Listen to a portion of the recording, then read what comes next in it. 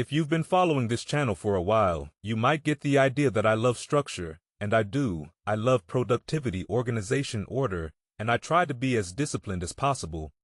When some people hear this, they think that it's boring. They equate a disciplined life of structure to feelings of entrapment. Before I get into my thoughts on the topic, I want to tell you a story. So it's a hot sunny day out, and there's this bee, and her name is Bertha. Bertha is buzzing by her hive with some other bees, just relaxing and having a good time. Like the other bees, Bertha may have some aspirations of doing great things. One day, I can't really say bees probably don't have that kind of ability to think those kind of thoughts. Suddenly a bear starts to approach her hive. The bear is hungry for some honey and bee eggs in an attempt to save her hive. Bertha stings the bear, but its skin is so thick that when she tries to pull her stinger out, she dismembers herself and dies. The sad part about this story is that Bertha had no choice. Through years of evolutionary wiring, she's evolved to sting threads. It's a biological reaction to a dangerous situation. She has no idea that her stinger will get stuck and that she'll die. If she had known she would have died, she might have flew away and saved her own life. Bees are prisoners to their own biology. Unlike bees, humans have the ability to override their biology through self-discipline. Let's say that someone has long-term desires to be in a deep and loving relationship, to create a meaningful career that they love, and have a healthy body. Along each step of that journey, they're tempted by short-term pleasures such as porn, junk food, or video games. Deep down, they really want the life that comes in the long term, yet they keep succumbing to short-term pleasures.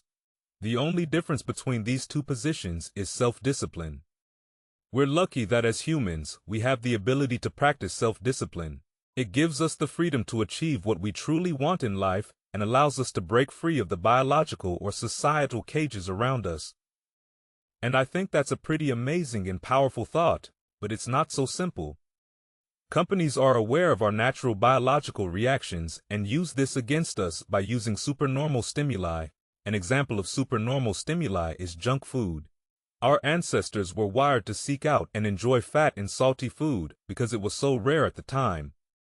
But now companies have genetically engineered food to include more fats and salts than ever before.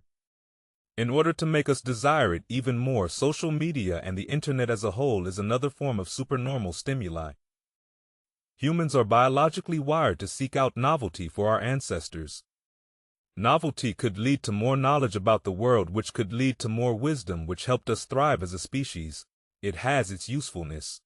However, the internet has been designed to take advantage of this desire for novelty by showing you more novelty than you could ever dream of. Every page links up to more pages with more novelty, and every video to a new video with even more novelty. Video games do the same thing. Some evolutionary psychologists believe that video games like first-person shooters and massively multiplayer online role-playing games imitate environments that would be similar to the ones our ancestors navigated in the past, but super-normal versions of them. Yet we can get greater feelings of accomplishment in video games with a lot less work. The advent of constant achievements showing up on the screen in video games is good evidence that companies are aware it will motivate players to keep playing.